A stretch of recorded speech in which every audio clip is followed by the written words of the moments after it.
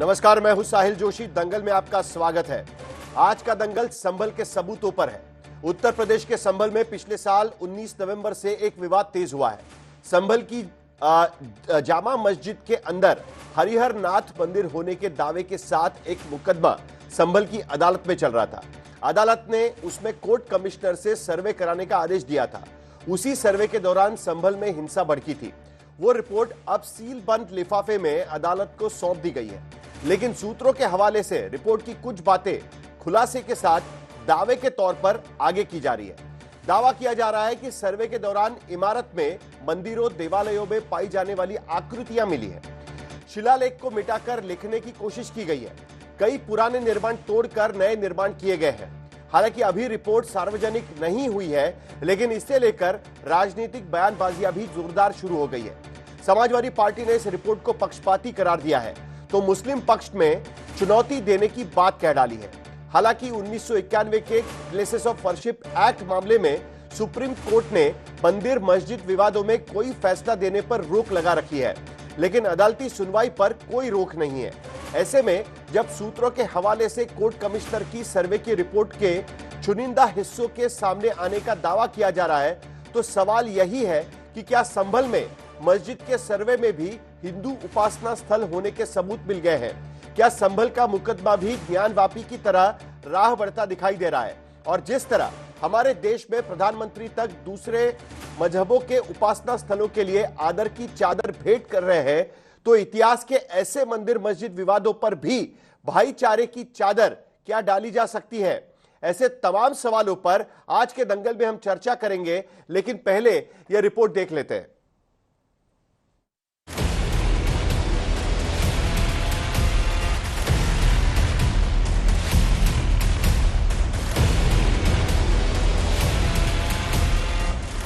संभल में जामा मस्जिद के अंदर सर्वे के बाद उठा बवाल बरकरार है। कोर्ट कमिश्नर ने बंद लिफाफे में रिपोर्ट दी, लेकिन न जाने लीकेज कहां से हो गई कि रिपोर्ट की निष्पक्षता को चुनौतियां दी जाने लगी। उधर हुकूमत संभल के आसपास कुएं, बावड़ियों, मंदिरों, तीर्थों की तलाश में लगातार खुदाई कर रही है। पुलिस प्रशासन लगातार चौकस है। हफ्ते भर में पुलिस थाने की इमारत बना डाली। जुमे की नमाज के दिन विशेष इंतजाम किए गए। संभल में ताजा सियासत मंदिर के अंदर की उस सर्वे रिपोर्ट के हवाले से हो रही है, जिसकी वजह से संभल कांड शुरू हुआ था।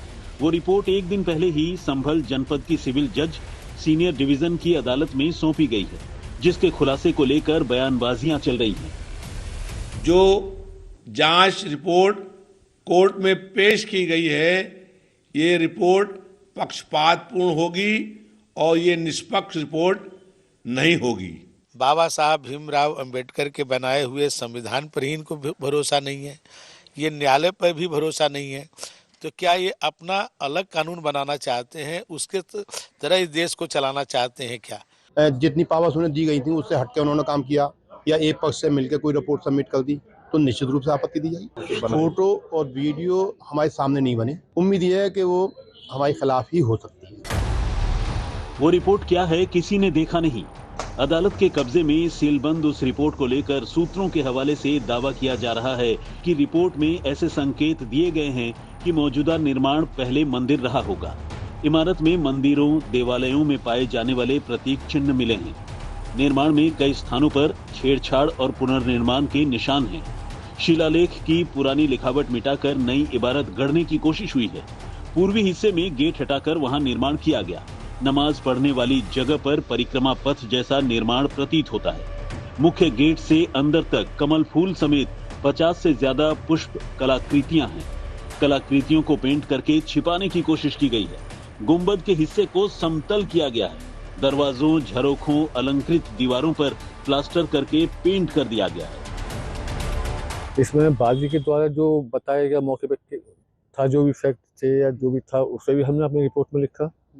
अपोजिट पार्टी द्वारा जो भी उसे डिफेंड किया गया, अपोज किया गया, उसका भी हमने उसमें वर्णन किया है। सर, कुछ तस्वीरें जो है सर बाहर आने की बात की जा रही है, तो क्या अगर सर कुछ ऐसा आता है अगर जैसे सामने, तो क्या सर कोर्ट के सामने आप अपनी ये बात रखेंगे सर? बिल्कुल, ये मेरे संज्ञान में नहीं है, ये मेरे कॉग्निजेंस नहीं है क्या तस्वीर क्या है।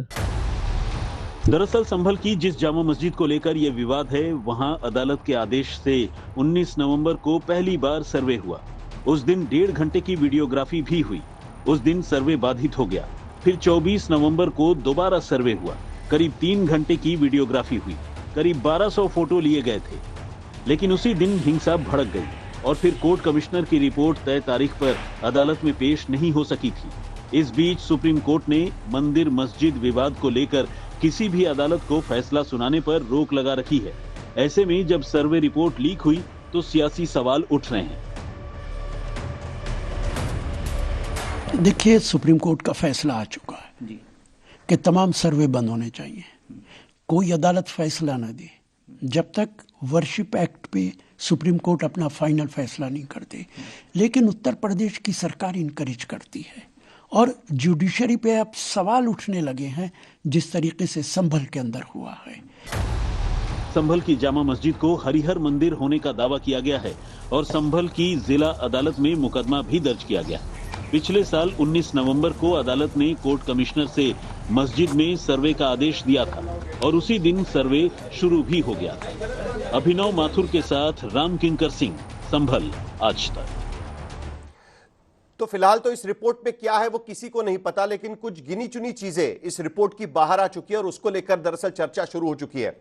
इस पूरे मामले पर सुनवाई हो सकती है, लेकिन कोर्ट किसी भी तरीके से फैसला नहीं दे सकता। जिस कोर्ट ने इस मामले में कोर्ट रिसीवर को वहां पर जाकर सर्वे करने के आदेश दिए थे, लेकिन फिर भी प्लेसेस ऑफ वर्शिप एक्ट को लेकर सुप्रीम कोर्ट में जब सुनवाई शुरू होगी तब ये सारी बातें दोबारा शायद निकलकर बाहर आ सकती है। और इसी पर आज हम चर्चा करने जा रहे हैं। हमारे साथ में के शर्मा होंगे, भारतीय जनता पार्टी के प्रवक्ता, उसके साथ अजय उपाध्याय होंगे, कांग्रेस के प्रवक्ता, उसके साथ अमित जमी होंगे, समाजवादी पार्टी के प्रवक्ता मलूक नगर शामिल होंगे राष्ट्रीय लोकदल की तरफ से, और उसके साथ साथ शंतनु गुप्ता जो एक लेखक है, एक एनालिस्ट भी है, वो भी इस चर्चा में शामिल होने जा रहे हैं। शुरुआत करेंगे के शर्मा जी से। यह रिपोर्ट अब सामने आ चुकी है, सामने आई है ऐसा नहीं कह सकते, कुछ चुनिंदा हिस्से मीडिया में सामने आ चुके हैं। इस रिपोर्ट को लेकर आपकी क्या प्रतिक्रिया है? अब इसको लेकर सरकार को क्या करना चाहिए? शर्मा जी। देखिए साहिल जी, ये मीडिया में जैसा मैं भी रिपोर्ट कल से देख रहा हूं, मीडिया के ने सूत्रों के हवाले से कुछ खबरें चलाई हैं। अब वास्तविक चीजें क्या है ये तो बंद लिफाफे पे है और कोर्ट के सामने है। अब मीडिया की रिपोर्ट सही है गलत है मैं इस पर भी नहीं जाना चाहता। जो भी वहां पर ये सही है कि वहां पर सर्वे हुआ है और जैसा कि वहां के जो कोर्ट कमिश्नर हैं उन्होंने बयान में कहा है कि हम 4 घंटे 5-6 घंटे की वहां सर्वे किए हैं, फोटोग्राफी हुई है, तमाम तरह की चीजें हैं, तथ्य हैं, सबूत हैं जो सम्मिलित किए गए हैं वहां पर कोर्ट के अंदर। अब उसमें जो चीजें बाहर निकल कर आएंगी, जो जब कोर्ट में ये ओपन होगा और इस पर चर्चा होगी तब चीजें बाहर आएंगी। लेकिन इस बात का तो सत्य है कि ये जो संभल का जो विवाद है इसके सर्वे का निर्णय कोर्ट का है। कोर्ट ने तथ्यों को देखा है तभी उसमें सर्वे का उसने निर्णय किया था, क्योंकि उसके जो पुराने रिकॉर्ड दिखते हैं उसमें स्पष्ट है कि वहां एक हरिहर मंदिर था, उसे जो है डेमोलिश करके या किसी तरह से उसको मस्जिद में कन्वर्ट किया गया। यही मामला है। इसमें एक जो वादी पक्ष है प्रतिवादी पक्ष है दोनों जो है अदालत के सामने हैं। अदालत का आदेश है, आदेश के अनुसार वहां सर्वे हुआ, सर्वे की रिपोर्ट गई। तो लोगों को अभी से इस पर ये मैं अभी आपके यहाँ ही बयान देख रहा था, समाजवादी पार्टी के नेता कह रहे हैं कि ये जो है पूर्वाग्रह से किया गया है, एक पक्षी है ऐसा। अरे भाई इतनी खलबलाहट क्यों है? आने दीजिए रिपोर्ट को, रिपोर्ट आने दीजिए। न्यायालय है ना इस देश के, न्यायालय जो है वो न्याय करेंगे। इसमें आप जल्दबाजी इतना ज्यादा दर्द होने की क्या? एक बात कहता हूं नहीं, मैं इतना ही कहना चाहता हूं बस साहिल भाई कि इतनी ज्यादा समाजवादी पार्टी और विपक्षी पार्टियों को तकलीफ क्यों हो गई है वहां पर? अभी 19 तारीख से लेके और 5 दिसंबर तक, 19 नवंबर से 5 दिसंबर तक इनके मुंह में सुबह शाम दोपहर रात सोते जागते संभल संभल संभल किए हुए थे। और 5 दिसंबर के बाद जब वहां पर चीजें निकलने लगी और तथ्य सामने आने लगे। मंदिर जो अतिक्रमण में बाहर निकल के आए, अतिक्रमण हटने के बाद जो वहां पर कुएं निकल के आए, जो तमाम तथ्य आ रहे हैं, इसके बाद समाजवादियों की बोलती बंद हो गई। क्योंकि इनकी बोलती इसलिए बंद हुई कि अब ये संभल का नाम भी नहीं लेना चाहते, क्योंकि वहां जो खुदाई हो रही है ना साहिल भाई, ये समाजवादी की राजनीतिक कब्र की खुदाई हो रही। इनकी राजनीति समाप्त हो जाएगी इस पर। ये 27 की चुनाव की तो बात छोड़ दें, अमित जमाई जवाब जिस ढंग से इन्होंने संभल का राजनीतिकरण वोट बैंक के लिए करने की कोशिश की। समाजवादी पार्टी कह रही है कि एक तरफा रिपोर्ट होगा, जो कोर्ट रिसीवर का रिपोर्ट होगा उस पर भी आपको भरोसा नहीं है। आप पहले से ही कह रहे हैं कि एक तरफा रिपोर्ट होगा। किस आधार पर आपको लगता है कि एक तरफा रिपोर्ट होने जा रहा है? साहिल भाई, 3 बातें कहना चाहता हूं। हमारे नेता अखिलेश जी चाहते हैं इस देश में इंटीग्रेशन हो, शांति हो, डेवलपमेंट हो, देश का नाम बहुत हमारा ऊंचा हो। हम आसपास पूरे दुश्मनों से घिरे हुए हैं और इस देश में अगर कौमी एकता टूटती है, इंटीग्रेशन टूटता है, तो सिर्फ समाजवादी पार्टी का नुकसान नहीं है, देश के साथ साथ हमारे प्रधानमंत्री नरेंद्र मोदी जी का भी नुकसान है। वो देश दुनिया में जाने जाते हैं कि वो प्रधानमंत्री हैं, वो हमारे प्रधानमंत्री हैं। प्रधानमंत्री जी को लेकर हमारे डॉक्टर मोहन भागवत कहते हैं सबसे पहले कि देखो जी, अयोध्या तो एक हमारा प्रोजेक्ट था, अब वो पूरा हो गया। कुछ हिंदू हैं वो नेतागिरी करना चाहते हैं और हम ये नहीं चाहते हैं कि आप मस्जिदों में जाके मंदिरें ढूंढिए, ये बंद होना चाहिए। पिछली बार मैंने कहा था तो हमारे के शर्मा भाई नाराज हो गए थे। सर्वोच्च न्यायालय ने कहा कि ये जो पूरा काम चल रहा है सर्वे का, नया पिटीशन, यहां पिटीशन, वहां पिटीशन, अजमेर में पिटीशन, हमारा जब तक कोई स्टेप हम आगे नहीं लेते हैं, कोई भी देश का कोर्ट इसको एंटरटेन नहीं करेगा। आपने संभल के मामले में जो भी कार्रवाइयां करी हैं, क्या मस्जिद की कमेटी उसमें शामिल है? क्या वक्फ बोर्ड की जो लीगल कमेटी उसके अंदर शामिल है?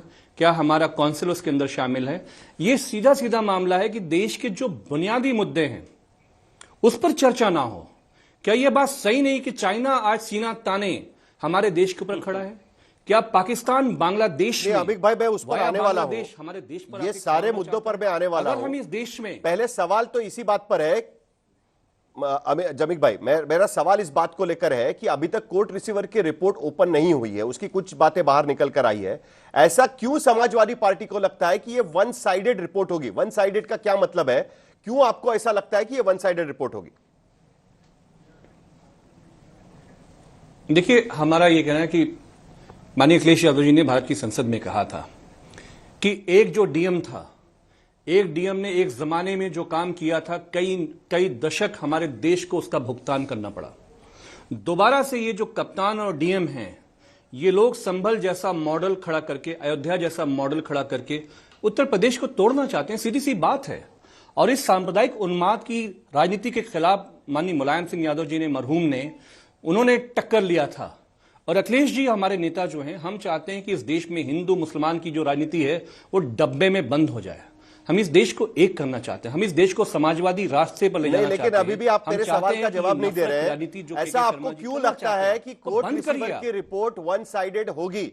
ऐसा आपको क्यों लगता है? कोर्ट रिसीवर की रिपोर्ट वन साइडेड होगी, ऐसा आपको क्यों लगता है? सवाल सिंपल है सर। देखिए, आपको ऐसा क्यों लगता है? उसके बाद मुझे शर्मा जी से सवाल पूछूंगा मैं इस पर। देखिए, सिंपल सी बात है। देखिए, ये जो के मोहम्मद बैठे हुए हैं एएसआई के अंदर, ये पूरी बदतमीजी उनकी है कि जितने भी, देखिए, अगर आप हमारे इंडो इस्लामिक आर्ट के उसमें जाएं, भारत में ऐसी सैकड़ों मंदिरें हैं जिसका गोल गुंबद होता है, मेहराबें होती हैं। हिंदू सनातन आर्ट में गोल गुंबद नहीं है, वो इस्लामिक आर्ट का एक्सचेंज है, मिक्सिंग है। अब मुसलमान कहेंगे कि वो जो मंदिर है, जो मस्जिद जैसी लगती है, वो हमारी मस्जिद है, हम उसको क्लेम करेंगे। हम क्लेम करेंगे। मैं जानता हूं कि सर्वे का राइट है। अगर मैं कह दूं के शर्मा भाई का घर मेरा है, तो सर्वे का आदेश हो जाएगा। हो सकता है मैं गलत साबित हो जाऊं, लेकिन इससे जो उन्माद पैदा होता है, ये हमारे मुल्क के लिए ठीक नहीं है। अखिलेश जी इतना ही तो कहना चाहते हैं, पूरा देश समझ रहा है, शर्मा जी को नहीं समझ में आ रहा है। शर्मा जी मैं बताता हूं सर। साहिल जी, एक मिनट, ये एक कागज में आपके सामने रख रहा हूं। ये 3 दिसंबर का संसद के अंदर अखिलेश यादव जी के द्वारा 0 आवर्स में दिया हुआ बयान है पार्लियामेंट में। अब देखिए कैसा ये सौहार्द और भाईचारा बताते हैं। इसमें ये कहते हैं अखिलेश यादव, ये बरबटम है उसकी पार्लियामेंट की, मैं कोई गलत अलग से नहीं जोड़ रहा हूं। अध्यक्ष महोदय, संभल इसलिए जाना जाता था कि वहां पर लोग भाईचारे के साथ रहते हैं। वहां पर अभी से नहीं बल्कि सदियों पुराना भाईचारा है और लोग हजारों सालों से इसी तरह से रहते आए हैं। अब देखिए क्या झूठ, कैसे इन्होंने वहां झूठ बोला सदन में। वो संभल जिसकी जब हिस्ट्री लिख ली, आपके चैनल ने बकायदा निकाल के दिखाया, 19 दंगे, सैकड़ों हिंदुओं के नरसंहार वहां पर, 19 दंगे जिसमें इनके शासनकाल भी उसमें लागू हैं। वहां पर यह भाईचारा था, हिंदू मारे जाएं, काटे जाएं, ये भाईचारा है समाजवादियों का सर। ये इसको भाईचारा बता रहे हैं और कह रहे हैं शांत जगह थी। 19 दंगे जिसमें होते हैं स्वतंत्रता के बाद।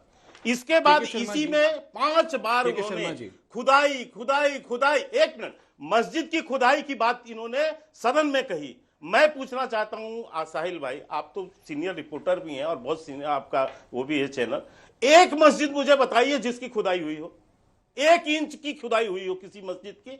लेकिन क्योंकि केवल मुसलमानों को भड़काना है, केवल लोगों के अंदर अराजकता पैदा करना, अभी ये साहिल भाई, अमित जमाई जवाब दीजिए। उसी संभल में सैकड़ों परिवार, अमित जमाई जवाब दीजिए। हिंदू परिवार पलायन कर गए, इनके शासन काल में पलायन हुआ, इनके मुलायम सिंह के शासन में पलायन हुआ। वहां पर साहब भाईचारा है, कौमी। अमित जमाई जवाब दीजिए, उसके बाद मुझे बाकी लोगों के पास भी जाना है। अमित जमाई जल्दी से। भाई अरे चुप तो कराइए, जमे जी चुप जी। के शर्मा भाई बोलने नहीं दे रहे हैं मुझे। क्या पूरा ये देश नहीं जानता है कि आज जो भारतीय जनता पार्टी बुद्ध और गांधी का उपासक बनती है, देश और दुनिया में भाषण देते हो, शिलान्यास से लेकर बाबरी मस्जिद की शहादत से लेकर पूरे देश में यात्राएं निकालकर जो दंगे की जो बारूद पे आपने पूरे देश को बिठाया था, लालू जी ने जो जेल में बिठाया था वहां पे क्या नाम है बिहार के अंदर, इस दंगों को बनाने वाले कौन लोग थे? बीजेपी, आरएसएस, विश्व हिंदू परिषद की राजनीति जो इस देश में दंगा प्लांट किया। आप तो मास्टरमाइंड हैं। हां, ये बात सही है कि माननीय नेता मुलायम सिंह यादव जी ने समाजवादियों की जो विरासत है, आपसे टकराकर, आपको रोककर हमने आपको बताया था कि ये राजनीति देश के लिए घातक है। लेकिन आज आप बुद्ध के उपासक बन रहे हो, आज आप गांधी जी के उपासक बन रहे हो। इस देश को दंगे में ढकेलने वाले आप ही हैं के शर्मा भाई। संभल में भी जब हुआ था तो आप नहीं ढकेला था, मुसलमान नहीं गए थे ढकेलने के लिए दंगे में, ये आप थे। अच्छा, हिंदुओं का पलायन कैसे हो गया वहां से? ये भाईचारा है, ये कौमी एकता है आपकी। हिंदुओं का पलायन, केरला से पलायन कर दो, संभल से जो है 4 बार, यानी मुस्लिम हिंदू रहने पाएंगे? सैकड़ों परिवार संभल के हिंदुओं ने कहा, संभल के हिंदुओं ने कहा कि हम अपने कारोबार की वजह से संभल से शहर में जाके बसे। आपका सांसद बिजली चोरी के आरोपी में 5 बार आपके मुख्यमंत्री रहे, चोरी के आरोप में आपका सांसद है, 5 बार आपके मुख्यमंत्री रहे। संभल के अंदर आपका सांसद बिजली चोरी के पूजा पंडाल में, पूजा पंडाल में चोरी नहीं किया था ना, राहत नहीं मिली है। पूजा पंडाल में चंदे की चोरी थोड़ी नहीं किया था आपके पूजा पंडाल में चंदे की चोरी ज़िया बर्क ने नहीं किया था। आपने दहशत फैलाया। अरे हम केस वापस ले, आप केस लगा दो, हम केस वापस ले लेंगे। आप केस लगा दो, हम केस वापस ले लेंगे। हमारी सरकार में, समाजवादी सरकार में केस वापस लेंगे हम। अच्छा चलिए, चलिए एक बार फिर अरे एक मिनट शांत। के शर्मा जी, मुझे अजय उपाध्याय के पास भी जाना है, लेकिन एक सवाल पूछना वाजिब है। मुझे लगता है कि चलिए, कोर्ट कमिश्नर की रिपोर्ट अभी तक लिफाफे में बंद है, उस पर तो कोर्ट कोई फैसला ले नहीं सकता। कल अगर इस रिपोर्ट में जिस तरीके का पहले इनिशियल रिपोर्ट में कहा गया कि भाई कुछ इस तरीके की चीजें मिली है, लगता है कि वो कहीं ना कहीं हिंदू हो सकता है। आप बोल रहे हैं कि हिंदू टेंपल था, हिस्टोरिक कुछ एविडेंस है आपके पास में। अगर कल पता भी चले तब भी क्या आप वहां पर मस्जिद तोड़कर मंदिर बनाएंगे? शर्मा जी, जिस तरीके से बाबरी मस्जिद वाले मामले में हुआ, क्या उस तरीके से होगा? प्लेसेस ऑफ वर्शिप एक्ट तो अभी भी है, आपके सरकार को अभी भी वहां पर अपनी भूमिका रखनी है। तो ये सब करके क्या मिलने क्या वाला है? क्या आप करने वाले हैं? क्या मंदिर बनाएंगे वहां पर मस्जिद तोड़कर? देखिए, मैं बहुत स्पष्टता से 2 बात सहल भाई कहना चाहता हूं। ये जितने भी विषय अदालत में चल रहे हैं, किसी भी मामले में भारतीय जनता पार्टी पिटिशनर नहीं है। नंबर 1 तो ये क्लियर होना चाहिए। भारतीय जनता पार्टी पिटिशनर नहीं है, न सरकार पिटिशनर। ये सारे मामले लोगों ने उठाए हैं, न्यायालय फैसला करेगा। न्यायालय जो आदेश देगा कि इसके ये मंदिर है या क्या, ऐसे मंदिर को तोड़ा गया है जो आप बता रहे हैं सर्वे रिपोर्ट से कि मंदिर के वहां वो हरिशंकर गुप्ता जी थे हमारे पास परसों, वो कह राम रहे थे मंदिर कि पर वो भी हमसे फैसला जुड़े हुए हैं न्यायालय ने लिया करके। है, इस पे भी फैसला न्यायालय ने भी लिया है। हाँ नहीं मैं ये कह रहा हूं, हाँ तो हरिशंकर गुप्ता वकील हैं सर, वो तो हिंदू पक्ष का वो लेकर उसके पिटिशनर हैं लोग, तो गए हैं वो। मैं इतना सा बात आपको कह रहा हूं कि न्यायालय के सामने जैसे राम मंदिर का मसला आया तो वह निर्णय हुआ ना, इनके कांग्रेस के लाख विरोध के बावजूद फैसला हुआ।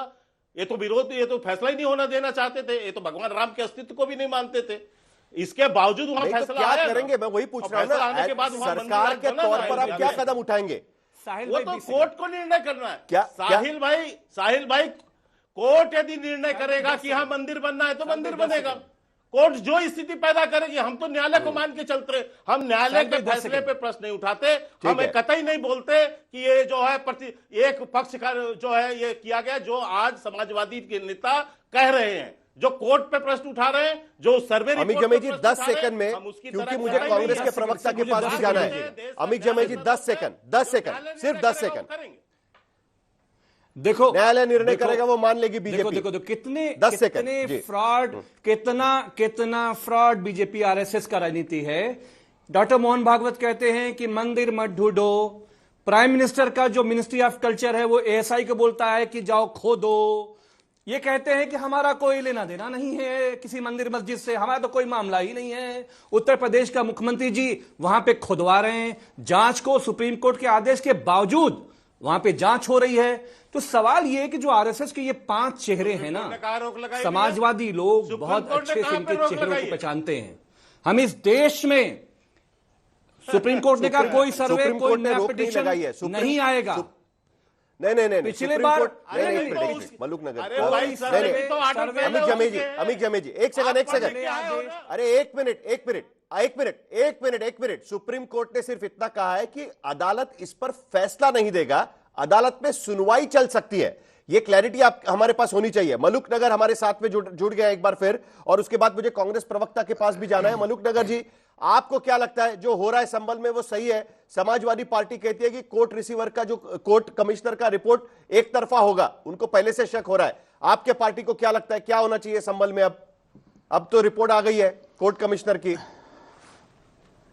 देखिए साहिल जोशी जी, जो लोग टेलीविजन की स्क्रीन पे बैठे हैं, पूरी तरह कानून की क्या इनको पूरी तरह जानकारी होने के बाद ही मेरे हिसाब से यहाँ कुछ बोलना चाहिए।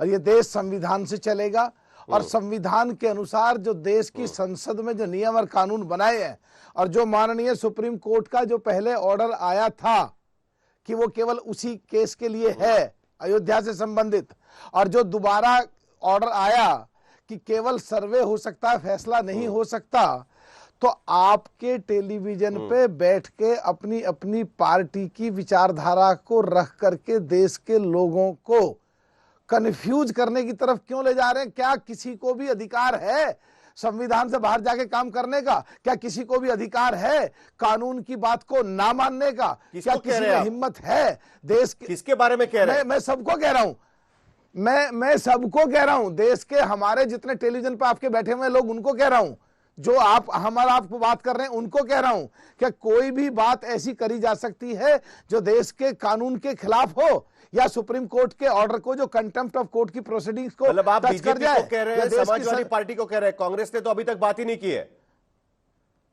नहीं, मैं तो कांग्रेस को कह रहा हूं, ज्यादातर वो इस तरह की बात बोलते हैं, और मैं तो जो हमारे सो कॉल्ड इंडिया गठबंधन के जो दूसरे एलाइज पार्टनर है उनको कह रहा हूं, जो इस तरीके से बोलते हैं, जो सेक्युलरिज्म का ढोंग करते हैं, असलियत में वो एक ही पार्ट को लेके खड़े हो जाते हैं। जब हम ये कह रहे हैं कि मुसलमानों की कहीं बात आएगी, ईसाइयों की कहीं बात आएगी, सिखों की बात आएगी, बौद्धों की बात आएगी, तो देश के कानून के हिसाब से करेंगे काम, तो वो जहां कहीं हिंदुओं की बात आती है तो वहां उनके मुंह क्यों चुप हो जाता, वहां क्यों सांप सूंघ जाता उन्हें, वहां क्यों नहीं अजय उपाध्याय करते वो लोग?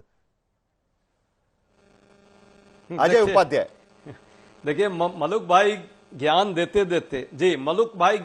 देते शुरुआत में तो अच्छा ज्ञान इन्होंने दिया, और शुरुआती ज्ञान मलुक भाई का हम लोग के साथ रहने वाला ज्ञान था। उसके बाद थोड़ी देर बाद ही पलट गया, और ये भी उसी में आ गए जो आरएसएस और भाजपा लगातार जो इस देश में नफरत का कैप्सूल फैला करके और सांप्रदायिकता फैलाना चाहती है और देश में हिंदू मुस्लिम सद्भाव को तोड़ना चाहती है। उसी के अब अंग हो गए हैं, तो इनकी भी मानसिकता कहीं ना कहीं रग रग में आ गई है। सच्चाई ये है साहिल भाई, ये जो सर्वे लीक हुआ है जिस पर आप चर्चा कर रहे हैं, हालांकि हमें ये पता नहीं है, लेकिन ये लीक हुआ है तो ये तो बड़ा दुर्भाग्यपूर्ण और बड़ा गंभीर मामला है। सर्वोच्च न्यायालय ने निर्णय दिया है, निर्देश दिया है, उस निर्देश का भी एक तरह से पालन नहीं हुआ। समझिए सरकार कितनी निकम्मी है और जो ये व्यवस्था है वो व्यवस्था कितनी निकम्मी है। पहले होता था पेपर लीक, फिर हुआ सद्भावना लीक, फिर सद्भाव लीक, फिर शांति को लीक करने का प्रयास हुआ और अब जो है सर्वे का रिपोर्ट ही इन लोगों ने लीक कर दिया। इसका मतलब समझ लीजिए साजिश किस स्तर पर है। संभल को संभलने नहीं देना चाहते, ये खुदाई खुदाई खुदाई करके भाईचारे की खुदाई करना चाहते हैं। लेकिन एक सच्चाई को स्वीकारना होगा। जो अंतिम बात मैं कहूंगा, सर्वोच्च न्यायालय के में इनको भरोसा नहीं है, बाबा साहब के संविधान पर इनको भरोसा नहीं है, पूजा स्थल कानून पर इनको भरोसा नहीं है और अंततः आरएसएस के ज्ञानी पुरुष इनके जो हैं उन पर तो कम से कम भरोसा कर ले। भागवत साहब पर क्या उन पर भी भरोसा नहीं है? ये जो बार बार चर्बी गर्मी कर्बिस्तान और संविधान की बात करने वाले लोग, ये लोग 20-80 में बांटने वाले लोग आज पूरे देश और समाज को सिर्फ नफरती जहर में जवाब देना चाह रहे हैं आपको। लेकिन याद रखिएगा हम लोग मोहब्बत और प्रेम की दुकान चलाने वाले लोग हैं। हम आपके इस नफरती सोच को, षड्यंत्र को कामयाब नहीं होने देंगे। जहां तक बात है देश जवाब देना चाह रहे हैं, संविधान के तहत बाबा साहब का जो संविधान है वही चलेगा। आप लोग संविधान देखिए, इनको रोको ना, ये कभी नहीं, इनको रोको प्लीज, इनका माइक बंद करो। मलुक नगर जवाब दीजिए, चलिए। नहीं नहीं, जी जी जी अजय उपाध्याय जी, रखने का हम जी जी जी इनको रोको ना प्लीज जी, इनको रोको। अजय उपाध्याय जी, आप मलुक नगर जवाब देंगे आपको। हाँ देखिए, अगर मैं कुछ बोलता हूं जो इनको शूट करता है तो कहते हैं बहुत अच्छा बोले आधा, क्योंकि आप तो रुक जाइए। अरे रुको ना एक सेकंड, आप तो अरे रुको ना, तो क्या तुम बीच नफरत की दुकान में क्यों चले गए हैं आप? ये देखिए आप इनको तो साहिल जोशी जी, ये ट्रेंड रहा है भाई, मान लीजिए साहिल जोशी जी, इनको रोको। तो नफरत का अजय उपाध्याय रोको तो लीजिए। अजय उपाध्याय 1 मिनट, मलुक नगर कुछ कहना चाह रहे हैं, सुन लीजिए। मलुक नगर बोलिए, बोलिए मलुक नगर, बोलिए बोलिए। देखिए साहिल जोशी जी, अगर ये मेरे बीच में बोलेंगे, जब ये बोलेंगे तो इन्हें बोलने नहीं दूंगा। मैं बिल्कुल एकदम सीधा सीधा बोल रहा हूँ। अनी तो प्लीज इनका या तो माइक बोलिए, मुझे बोलने दीजिए। चंद्र गुप्ता जी को भी बोलना है, बोलिए। हाँ बोलिए बोलिए। हाँ, इनको जो शूट कर रहा था तो ठीक, और जहां ये नफरत फैलाना चाहते हैं, एक तरफ की बात करना चाहते हैं, सेकुलरिज्म का ढोंग करके और खुद सेकुलरिज्म की परिभाषा तोड़ करके देश के सामने जो आना चाहते हैं, इसीलिए इनकी देश में ये हालत हो गई है जो आज है। और 2025 सबके लिए नया साल है और कांग्रेस के लिए और भी बुरी स्थिति हो जाएगी आने वाले समय में, जो यही रहा। एक चीज मैं कह रहा हूं, अरे रुको यार एक सेकंड, एक चीज मैं साफ कह रहा हूं, अरे रुको, देश का, अरे रुको यार एक सेकंड सुनो, अरे यार रुको यार, सुनो एक सेकंड, देश रहेगा। साहिल जी रुको यार एक सेकंड, कांग्रेस अरे यार लोग रहेंगे या भाजपा? अरे एक मिनट अजय जी, आप बोल रहे थे, रुको यार एक सेकंड, सुन लीजिए एक बार। देखो मैं साहिल भाई बोलने नहीं दूंगा, इसको देख लेना फिर। साहिल भाई इसको बोलने नहीं दूंगा, फिर थोड़ा डाउन करिए अजय जी का। मलुक नगर जी को बात खत्म करने दीजिए, उसके बाद मुझे जाना है चंद्र गुप्ता जी के पास जाना है। बोलिए बोलिए बोलिए, चलिए मलुक नगर जी खत्म करिए। हाँ, एक चीज पूरा देश देख रहा आज, कम से कम कांग्रेस के मुंह से एक बात तो आई, जो ये रात दिन कोसते थे आरएसएस को, अब ये आरएसएस की तारीफ कर रहे हैं। क्या एडमिट फैक्ट है कि 75-70 सालों में आरएसएस को जो कांग्रेस ने गालियां दी हैं वो गलत दी हैं? आज अगर इनको आरएसएस की बात अच्छी लग रही है, या इसमें भी ढोंग है? अगर इसमें भी ढोंग है, हो गए हो आप सब लोग, फ्रिंज एलिमेंट हो गए हो। अगर भाजपा यार देखिए, फिर आप अपने ही नेता का तो देखिए, उनका भी देखिए, आप एक बात तो बिल्कुल, एक बात तो बिल्कुल क्लियर है, एक बात संगठन में गए, एक बात तो बिल्कुल, एक बात तो चरण सिंह की विचारधारा, एक बात तो, अरे एक बात तो सुनो, एक चौधरी सुनो, चौधरी चरण सिंह को 3 महीने में और उनको चौधरी चरण सिंह को 3 महीने में कुर्सी से उतारा। आप चौधरी चरण सिंह की विचारधारा के खिलाफ थे, आप पिछड़ों के खिलाफ थे, आप पिछड़ों के खिलाफ थे। अभी दोनों को शांत करिए। शांतनु गुप्ता जी बहुत देर से शांति से पूरी डिबेट सुन रहे थे। उन्होंने किताब लिखी है 101 कारण जिसके लिए मोदी को वोट देना चाहिए, वो वोट देंगे, ये उन्होंने किताब लिखी थी। योगी आदित्यनाथ पर भी उन्होंने किताब लिखी हुई है। जो संभल में हो रहा है उसके वजह से 102वां कारण ज्वाइन करेंगे शांतनु गुप्ता जी, और पूरे विवाद को लेकर आपकी भूमिका क्या रहेगी? देखिए, मैंने बहुत देर से सुना और लोगों ने कहा कि इस मुद्दे को दबा देना चाहिए क्योंकि इससे कौमी एकता खराब हो रही है। देखिए, पहली बात तो है कि कौमी एकता का सारा जिम्मा हिंदुओं के कंधों पे मत डालिए, और अगर डालना भी है तो सब शेयर्ड रिस्पॉन्सिबिलिटी लीजिए। मैं तो सबको कहता हूं, एक किताब है सीताराम गोयल की, Hindu temples what happened to them, Amit Jamai ji को पढ़नी चाहिए, सारे मुस्लिम स्कॉलर्स को पढ़नी चाहिए, और जहां जहां पे मंदिर तोड़ के मस्जिद बनाई गई मंदिरों को वापस कर देना चाहिए। सबसे बड़ी कौमी एकता का मिसाल होगा। चलिए उसको छोड़िए, आप औरंगजेब के फरमान पढ़ लीजिए, आप मासिर आलमगिरी पढ़ लीजिए, बाबरनामा पढ़ लीजिए, जहां बाबर और औरंगजेब ने खुद कहा है साहिल भाई कि मैंने मंदिर तोड़ा है और इस मंदिर की ईंटें इस मस्जिद में लगा दी, आप वापस कर दीजिए सारी की सारी। आप कौमी एकता का सबसे बड़ा मिसाल होगा। और फिर अमित जमाई के जो फैक्ट हैं वो इतने मिसप्लेस्ड है कि खुद सुनेंगे तो हंसी आएगी। वो कह रहे हैं कि जो संभल में दंगे हुए वो राम मंदिर का जो आंदोलन हुआ उसकी वजह से हुए। संभल में दंगा कब हुआ? सबसे बड़ा 1978 में। राम मंदिर का आंदोलन कब शुरू हुआ? 1984 में। उसके पहले ही दंगा हो गया संभल में। फिर उन्होंने कहा ये सारा के मोहम्मद का फैलाया हुआ है। के मोहम्मद 2019 में रिटायर होके वो कोझिकोड में केरला में रह रहे हैं, वो के मोहम्मद का फैलाया हुआ है। तो मतलब कुछ भी बोल के चले जाओ, मुसलमानों को कंफ्यूज करो। मतलब इनका मतलब है कि अगर अमीक जमाई अजय उपाध्याय का बंगला कब्जा कर लेते हैं तो ये कोर्ट में नहीं जाएंगे क्योंकि चाइना में वॉर चल रही है। ये नहीं जाएंगे तो कौमी एकता खराब हो जाएगी। भाई हिंदू को कोर्ट में जाने से तो मत रोको। एएसआई का कब्जा था, एएसआई का कब्जा के लिए कोर्ट में चला गया। शांतनु जी, मैं एक सवाल पूछूं, आपने जवाब दिया। नहीं, एक मिनट शांतनु जी, आपने एक बड़ा इंटरेस्टिंग एग्जांपल दिया। अमीक जमाई अगर के शर्मा जी का बंगला कब्जा कर ले तो कोर्ट में नहीं जाना चाहिए क्या? मेरा सवाल दूसरा है, अमीक जमाई के 400 साल पहले अमीक जमाई ने अगर 500 साल पहले अमीक जमाई के किसी वंशज ने अगर बंगले पर कब्जा किया होता या कुछ किया होता तब भी कोर्ट जाना चाहिए या नहीं जाना चाहिए? देखिए, इसमें से बहुत सारे जो केस हैं वो प्लेसेस ऑफ वर्शिप एक्ट में आते भी नहीं है। तभी तो सर्वे हुआ है कि क्या उसको पता एएसआई का कब्जा था। उसमें तो नमाज पढ़ने के लिए भी आपको एएसआई की परमिशन मांगनी चाहिए। क्या मस्जिद कमेटी के पास ऐसी कोई परमिशन है क्या? वो एएसआई अपना कब्जा वापस ले रही है केवल। और जो ये कह रहे खुदाई कौन सी हुई? वहां पे मुस्लिम कॉलोनी में बिजली के बिल नहीं दिए गए कई सालों से, बहुत अतिक्रमण हो रखे हैं। आपको पता है उत्तर प्रदेश सरकार में साहिल भाई पिछले 7 साल में 70,000 एकड़ जमीन कब्जे से वापस ली है लैंड माफियाओं के। जब इन लैंड माफियाओं को ढूंढने लगे तो उसमें हनुमान जी का मंदिर मिल रहा है, उसमें शिव जी का मंदिर मिल रहा है। वो कोई खुदाई करने कोई वो प्लेसेस ऑफ वर्शिप एक्ट में आता भी नहीं है। प्लेसेस ऑफ वर्शिप एक्ट में आता तो कोर्ट उसमें रूलिंग भी नहीं देता। तो पहले तो अमीक जमाई जी मेरे ख्याल से उनके फैक्ट भी पता, उनको पता है उनके फैक्ट, वो बस चालाकी से घुमाना चाहते हैं। वो कहते हैं अमीक जमाई जवाब दे दीजिएगा, चलिए जवाब दीजिए। अमीक जमाई की वजह से हुआ। अब दोबारा बोलिए, सुनिए बात। मेरा सिर्फ ये कहना है कि जो इस देश में अमीक जमाई जवाब दे दीजिए। देश में दंगों की, हिंदू मुसलमान फसाद की जो जड़ है, या तो हिंदू महासभा रही है आजादी के आंदोलन में, या तो जनसंघ रही है, या तो भारतीय जनता पार्टी आरएसएस रही है। जब भी दंगे हुए इस देश का 90% हिंदू, जिसने स्वतंत्रता संग्राम में जिनके माँ बाप ने, सब लोगों ने इस देश में अपना खून बहाया है, दंगा उन्होंने नहीं किया। ये शांतनु गुप्ता की विरासत है जो उनके जनसंघी लोग हैं। ये जो जनसंघी लोग हैं, हमारा ये कहना है साहिल भाई, मैं ताराचंद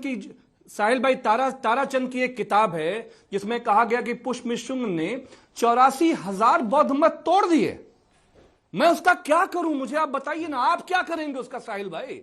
ये गुप्ता जी 103 कारण उस पर लिख दें, मैं उस किताब का क्या करूं? मैं औरंगजेब के जमाने में नहीं था। भारत का संविधान जब इफेक्ट में आ गया, भारत का संविधान जब इस देश में इफेक्ट में आ गया, प्लेसेस ऑफ वर्शिप एक्ट जब इफेक्ट में आ गया, उसके 1947 के पहले का कोई भी झगड़ा इस देश में एंटरटेन नहीं होना चाहिए। और ये जो कौमी एकता, ये कौमी एकता क्या है? कौमी एकता क्या है? अरे भाई, गांधी, भगत, सुखदेव, अशफाकुल्ला खान, लोहिया, हमारी जो विरासत है उससे हमने इस देश की कौमी एकता को जो है हमारे देश में हमने इसको सींचा है। मैं उस कौमी एकता की बात कर रहा हूं। देश तोड़ने का काम मत करो शांतनु गुप्ता, जो लिख रहे हो एक दिन पछतावा होगा। देश तोड़ने का ये जो लेखन कर रहे हो इसको बंद कर दो, बंद करो। के शर्मा कुछ औरंगजेब से कहना चाह रहे जाके हैं। बदला ले लो। अरे बाबर शर्मा। का बदला जुम्मन से लोगे, चलिए बाबर का बदला अमीर जामई से लोगे, बाबर का बदला ज़ियाउर रहमान बर्क से लोगे, देखो बाबर का बदला ज़ियाउर रहमान के बर्क शर्मा। से लोगे। साहिल भाई, उसके बाद अजय उपाध्याय भी बोलेंगे। पहले के शर्मा, के शर्मा बोलिए। हाँ, मैं अपने डिबेट के शुरुआत में एक बात बोला। देखिए आपके डिबेट में कितनी सच्चाई से वो बात सामने आई। मैंने कहा 19 नवंबर से लेके 5 दिसंबर तक ये समाजवादी पार्टी, अखिलेश यादव और एक एक इनका मोहल्ले का भी जो था नेता संभल संभल संभल संभल किए पड़ा था। 5 तारीख को जैसे वहां पर सच्चाई सामने आने लगी, मंदिर सामने आने लगा, इसके बाद से संभल बोलने पे इनके मुंह में दही जम जाती है। अभी भी आप देखें अमीश जमई 500 साल पुराना इतिहास पे जा रहे हैं, यहां बोल रहे हैं, वहां बोल रहे हैं, संभल पर एक लाइन नहीं बोल रहे हैं। क्यों? इनकी, मैंने कहा कि राजनीतिक कब्र खुद रही है वहां पर समाजवादियों की और ये इंडिया गठबंधन की, क्योंकि जो सच्चाई वहां से निकल के आ रही है उस पर बात करने की ताकत न समाजवादियों में है न कांग्रेसियों में। और अभी कांग्रेस के मित्र यहां गा रहे थे, चलिए कांग्रेस में इनके वोट बैंक पे जिस तरह से अब लताड़ पड़ी है मुस्लिम तुष्टीकरण की नीति पर। आप तो वहां महाराष्ट्र से आते हैं साहिल भाई, इन्होंने ही वहां पर क्या बोला था मुस्लिम पर्सनल लॉ बोर्ड के प्रवक्ता नुमानी ने राहुल गांधी को, जो कांग्रेस का शहजादा होता था उसको सिपे सालार बताया, सिपे सालार सिपाही बताया। ये हैसियत नाप दी है राहुल गांधी की कांग्रेस के शहजादे। अजय उपाध्याय जवाब दीजिए। हैसियत नापी गई मुसलमानों। अजय उपाध्याय, ये अजय उपाध्याय आजकल रोज जो है इनको बहुत चुप कराइए, इनकी आवाज थोड़ा कम कर दी जाए, नहीं तो नॉन स्टॉप करके इसी तरह अनाप शनाप बोलेंगे। सुन रहे लोग की हैसियत ही दिन भर नापते हैं, इनके साथ समस्या है। जब भी चैनल पर होते हैं के शर्मा तो ये लोगों की हैसियत ही नापते हैं। और हालत ये हो गई है कि भारतीय जनता पार्टी अब नहीं रह गई है, बदला जनता पार्टी हो गई है। ये सिर्फ बदला लेने का काम कर रही है जनता से। आज ये कभी बाबर का नाम लेंगे, कभी औरंगजेब का। सबसे ज्यादा बाबर और औरंगजेब का ये आजकल माला जपने का काम है। इनको यदि राजनीति आती और विकास का काम किया होता तो ये माला इतना नहीं जपना होता। अरे भैया AI का हम माला जपते हैं, हम साइंस एंड टेक्नोलॉजी का माला जपते हैं, हम देश को आगे बढ़ाने का काम करते हैं, हम श्रम कानून की बात कर रहे हैं, मजदूरों को कैसे राहत मिले, देश में किसानों को कैसे देखिए नॉन स्टॉप चलाएंगे। अरे चुप हो जाइए, चुप हो जाइए, पानी पी लीजिए, थोड़ा पानी पी लीजिए भाई, पानी पी लीजिए। अरे आपके ये धमकाने से देश देख रहा है, मोदी जी के धमकाने से इस देश में गांधीवाद नहीं खत्म होगा, इस देश में गांधीवाद रहेगा, इस देश में नेहरू के विचार रहेंगे, विवेकानंद के ही विचार चलेंगे। आप जैसे नफरती लोगों का विचार नहीं चलेगा। जो ये धमकाने का काम तुम करते हो ना रात दिन, ये तुम्हारा जो ये संस्कार है, ये संस्कार पूरा देश देख रहा है। चाल चेहरा और चरित्र, देश को तोड़ने का काम तुम लोग कर रहे हो। RSS और भाजपा के जितने लोग हो तुम लोग ना देशद्रोह का काम कर रहे हो और देश इसका हिसाब लेने वाला है तुम्हारे जैसे लोगों से। ये हिंसा, नफरत, नकारात्मकता, यही तुम्हारी राजनीति का मूल बुनियाद है। इस बुनियाद पे तुम टिके हुए हो और अब देश के लोग समझ गए हैं तुम विकास नहीं करने वाले, लोगों को नौकरी रोजगार नहीं देने वाले, लोगों को ईमानदारी से एक मिनट जरा थोड़ा दोनों शांत हो जाइए। मुझे शर्मा जी से एक सवाल पूछना है। शर्मा जी, आज हम लोग संभल पर जब डिबेट कर रहे हैं, शांतनु गुप्ता ने भी कुछ बातें कही, उन्होंने कहा कि किस तरीके से वो हाथ उठा रहे हैं, उनके पास मुझे जाना है। लेकिन शर्मा जी, आज ही हमने देखा कि प्रधानमंत्री की तरफ से किरण रिजिजू वहां पर अजमेर शरीफ पर चादर चढ़ा रहे थे। वहां भी एक हिंदू ग्रुप चला गया है कोर्ट में, उनका कहना है कि वहां पर भी खुदाई होनी चाहिए, वो भी एक हिंदू समाज का कोई धार्मिक स्थल रहा था करके। तो एक तरफ तो चादर चढ़ाई जा रही है, तस्वीरें हम देख रहे हैं यहां पर, वहां पर चादर चढ़ाई जा रही है, वहां पर आप बोल रहे हैं कि संभल में खुदाई होनी चाहिए। तो किस तरीके से हम इस चीज को देखना चाहिए हमें, शर्मा जी, और उसके बाद मलुक नगर भी बोलेंगे। शर्मा जी। नहीं, साहिल भाई, आप दो विषय को अलग अलग रख रहे हैं। संभल में जो कुछ खुदाई या जो कुछ हो रहा है वहां के राजस्व विभाग के द्वारा वहां पर जो तथ्य हैं उसके आधार पे हो रहे हैं, और वो पुरातत्व की चीजें हैं जिसको निकाली जा रही है। नंबर 1, शुरुआत तो मांग से ही होती है ना, कभी भी का स्लोगन ही है मंत्र।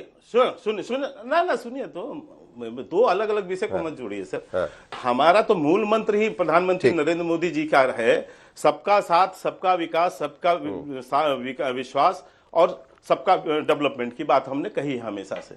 और हम केवल 140 करोड़ भारतीयों के प्रधानमंत्री हैं नरेंद्र मोदी जी, एक बात स्पष्ट ध्यान रखना चाहिए। 140 करोड़ भारतीयों के हैं, और हम सभी धर्मों का सम्मान भी करते हैं, तुष्टीकरण किसी का नहीं करते, यह सत्य है। तुष्टीकरण हम बिल्कुल किसी का नहीं होने देंगे, लेकिन हम सभी धर्मों का सम्मान करेंगे, यही माननीय प्रधानमंत्री जी की सोच है। और इसी के अंतर्गत आज हम तीसरी बार देश के प्रधानमंत्री माननीय नरेंद्र मोदी जी हैं, और इन तुष्टीकरण वालों को, इन तुष्टीकरण वालों को जनता ने जवाब देकर बाहर कर दिया। और अडानी, इसलिए कह रहा हूं, ये तुष्टीकरण करने वालों को इस देश की जनता ने किनारे लगा दिया। 40 साल से उत्तर प्रदेश से बाहर खदेड़ दिया है, कभी उसको कांग्रेस के लोगों को 40 साल से, और समाजवादियों को पिछले 10 साल से बात। समाजवादी पार्टी तो है ना अभी भी वहां पर, समाजवादी पार्टी तो अभी भी है वहां पर। क्या है, सरकार में नहीं है सर, सरकार में नहीं आएगी, अभी भूल जाइए, सरकार में नहीं आने वाले, ठीक है, ये साफ हो जाएंगे। इसीलिए मैं आपको कह रहा हूँ, सरकार में नहीं आएंगे, आप ऐसे करते रहेंगे तो ये जो 2 राज्यों में बच गए हैं ना, ये कांग्रेसी 2 राज्यों में बच गए हैं, यहां से भी साफ हो जाएंगे। यहाँ से भी जो है साफ हो जाएंगे। अमित जमे, हिमाचल में देख रहे दिवालिया हो गई है सरकार। अमित जमे, दिवालिया की तरफ ऐसे ही करते रहेंगे तो सरकार में नहीं आएंगे। के शर्मा जी, ऐसे ही करते रहेंगे तो सरकार में नहीं आएंगे। के शर्मा जी, कमिश्नर की तो बात मान लीजिए। के शर्मा जी, समाज को, के शर्मा जी, लोकसभा में जो रिजल्ट उत्तर प्रदेश में बीजेपी आरएसएस की सांप्रदायिक उन्माद को, राजनीति को दफनाने का काम माननीय नेता मरहूम मुलायम सिंह यादव जी का जो खून है, अखिलेश यादव ने जो किया है, वो जो उत्तर प्रदेश में आपको हमने चादर डाल के दफन किया है ना, नीतीश जी का हृदय परिवर्तन हो रहा है, आंध्रा भी नहीं बचेगा। देखो, अखिलेश जी को तो इस देश को चलाना है। मैं आज कह रहा हूं, अखिलेश जी को इस देश को चलाना है। वो इस देश को चलाने वाले लोगों में से होने वाले हैं। समाजवादी पार्टी देश की आज की तीसरी नंबर संभल के सबूत पर आते हैं पार्टी है के शर्मा जी। अहंकार थोड़ा संभल के सबूत पर आते हैं। देश को जरा शांतनु गुप्ता के पास चलेंगे, जरा शांतनु गुप्ता के पास चलेंगे। वर्ग के साथ जो कर रहे हो, प्लेसेस ऑफ वर्शिप एक्ट में शांतनु गुप्ता, चलिए शर्मा जी सुन लेते हैं। बाबर का बदला जिया बर्ग से मत लो, बाबर का बदला जिया बर्ग से मत लो। चलिए, बाबर का बदला केस लगाना चाहते हो, लगा लो केस। जिस दिन समाजवादी सरकार आएगी उसी दिन केस वापस होगा। जो अपराध किया है उसकी सजा। चलिए, मैं अमित भाई की, एक मिनट, मुझे मैं शांतनु गुप्ता से एक सवाल पूछना चाहता हूं। शांतनु गुप्ता जी, आपने संभल के बारे में बात की। ये जो मस्जिद है, ये प्रोटेक्टेड मॉन्यूमेंट है, एंशिएंट मॉन्यूमेंट प्रिजर्वेशन एक्ट के तहत। इस पे कोई बदलाव नहीं हो सकता, आपको भी पता है। ये कानून के तहत प्रोटेक्टेड मॉन्यूमेंट है। तो ये सर्वे, खुदाई, ये सब करके वहां पर आप चीजें तो नहीं बदल पाएंगे। तो आपको लगता है कि यही सही तरीका है? क्योंकि अभी सुप्रीम कोर्ट अभी भी प्लेसेस ऑफ वर्शिप एक्ट के बारे में सुन रहा है। साहिल भाई, मुझे अच्छा लगता अगर आप ये कहते कि एक प्रोटेक्टेड साइट है और उस पे नमाज पढ़ने के लिए एक एएसआई की परमिशन चाहिए, मुझे अच्छा लगता आप ये पूछते। लेकिन आपने ये सवाल पता नहीं क्यों नहीं पूछा। उसमें नमाज हो कैसे रही थी? नहीं, जो प्रोटेक्टेड साइट है उसमें ना तो पूजा हो सकती है, ना उसमें गुप्ता नमाज हो सकती है। क्या मस्जिद कमेटी के पास ऐसी कोई एएसआई की देखो परमिशन है क्या? ऐसी कोई परमिशन है क्या? गुप्ता जी, मैं दोबारा सवाल रिपीट करता हूं, आप एक बार फिर सुन लीजिएगा। ये जो जगह है, ये जो मॉस्क है, ये declared as a protected monument under the ancient monument preservation act 1904। मैं ये कह रहा हूं कि यहां का कोई भी स्टेटस चेंज नहीं हो सकता आज की स्थिति में। मेरा सवाल पूछने का मतलब यह है, मैं स्टेटस की बात कर रहा हूं, वहां पर पूजा करे, कोई नमाज पढ़े, उसके बारे में मेरा सवाल नहीं है। मेरा सवाल यही है कि फिर ये कोर्ट रिसीवर जाएगा, कोर्ट कमिश्नर जाएंगे, उसका क्या मतलब है, ये मैं सवाल पूछ रहा हूं आपसे। आपने अपने सवाल में ही उत्तर दे दिया। प्लेसेस ऑफ वर्शिप एक्ट में यही तो एक एक्सेप्शन है कि प्लेसेस ऑफ वर्शिप एक्ट में अयोध्या को छोड़ के किसी भी प्लेस का रिलीजियस कैरेक्टर चेंज नहीं हो सकता। मुलायम सिंह यादव ने बाबरी ढांचे के विध्वंस के बाद काशी विश्वनाथ के मंदिर का रिलीजियस स्ट्रक्चर चेंज किया, व्यासपीठ में पूजा बंद कर दी, जो पूरे साल होती थी उसे एक दिन में कर दिया। उस पर केस होना चाहिए। और उसमें जो एक्सेप्शन है यही है कि जो प्रोटेक्टेड मॉन्यूमेंट हैं वो प्लेसेस ऑफ वर्शिप एक्ट से बाहर है। तो मैं कहता हूं इसमें तो places of worship act apply भी नहीं होता है। इसमें बल्कि पूछना चाहिए इसमें जो नमाज पढ़ी जा रही है वो किस परमिशन से पढ़ी जा रही है, उसके पास क्या मस्जिद कमेटी के पास कोई रिपोर्ट है क्या, कोई ऐसी एसआई की परमिशन है क्या। और अभी विकास की बात हो रही थी तो बता दूं, पिछले 2 हफ्ते पहले जो जेवर एयरपोर्ट है हम नोएडा के पास, उसमें टचडाउन हो चुका है इंडिगो का प्लेन, अप्रैल में शुरू होने वाला है। मुरादाबाद में 16वां एयरपोर्ट शुरू हो चुका है। अयोध्या का जो सैलानी है वो ताजमहल से ज्यादा हो चुका है। अभी 4 महीने बाद उत्तर प्रदेश में पूरे देश के 40% ज्यादा एक्सप्रेसवे होंगे। गंगा एक्सप्रेसवे खुलने वाला है। तो विकास में उत्तर प्रदेश बहुत आगे है। अजय जी वो एक वाला कान बंद कर लेते हैं, केवल संबल वाली न्यूज सुनते हैं। ये प्रॉब्लम है अजय जी के साथ। जी आप एक वाला कान बंद कर देते हैं। पहले मलुकनगर से 30 सेकंड में जवाब सुनेंगे, उसके बाद आपके पास आऊंगा अजय उपाध्याय। बोलिए मलुकनगर, जल्दी से बोलिए। जी देखिए, जो माननीय प्रधानमंत्री ने अजमेर शरीफ पे चादर चढ़ाई तो सो कॉल इंडिया गठबंधन की सबसे बड़ी पार्टी कांग्रेस का मुंह क्यों फूट गया ये कहने में कि देश के प्रधानमंत्री सेकुलर हैं और वो आज की तारीख में अजमेर शरीफ पे चादर चढ़ाने के लिए जा रहे हैं। एक व्यावहारिकता के नाते से जो पूरे देश में माहौल होना चाहिए उसको बढ़िया तरीके से करने की कोशिश कर रहे हैं। और दूसरी तरफ ये भारत के संविधान के, मान लीजिए अजय उपाध्याय, को साइड करके और चादर चढ़ा रहे हैं, मान लीजिए साइड करके और सुनो और जबरदस्ती झगड़ा करवाने की और हिंदू मुसलमान करने की कांग्रेस और इसके साथी कोशिश कर रहे हैं। ऐसा क्यों, इसका जवाब ले लो। अजय उपाध्याय 10 सेकंड, उसके बाद मुझे वाइंड अप करना है। पहली बात की प्रधानमंत्री जी ने चादर चढ़ाई है, चादर चढ़ाई है, चादर के लिए स्वागत। लेकिन चादर के साथ जो नीचे कुदाल दे रहे हैं अपने इन कार्यकर्ताओं को, जो यहाँ पे कुदाल लेकर घूम रहे हैं हर जगह ना, उसको रोक तो लगानी चाहिए थी। देश बड़ा है, देश हित में काम हो। ये लोग सियासत और राजनीतिक कमिश्नर की रिपोर्ट अब अदालत के सामने, डिस्ट्रिक्ट कोर्ट के सामने सबमिट कर दी गई है। वो रिपोर्ट अभी तक पूरी तरीके से बाहर नहीं आई क्योंकि सील बंद लिफाफे में वो रिपोर्ट है, लेकिन कुछ पन्ने उसके बाहर आए हैं, उसके वजह से ये बवाल मचा हुआ है। लेकिन आज की स्थिति में संभल की अदालत इसके बारे में कोई फैसला नहीं दे सकती क्योंकि अगले 1.5 हफ्ते में केंद्र सरकार को सुप्रीम कोर्ट पे जवाब देना है कि उनकी भूमिका प्लेसेस ऑफ वर्शिप एक्ट को लेकर क्या है। और उसके बाद दरअसल इन सारे मामलों को लेकर बातचीत दोबारा छिड़ जाएगी। इस बात को लेकर भी हम लोग पर, हमारी नजर उस पर बनी रहेगी। फिलहाल हम एक ब्रेक लेंगे, ब्रेक के बाद भी आज तक पर खबरें जारी रहेंगी। आप देखते रहिए आज।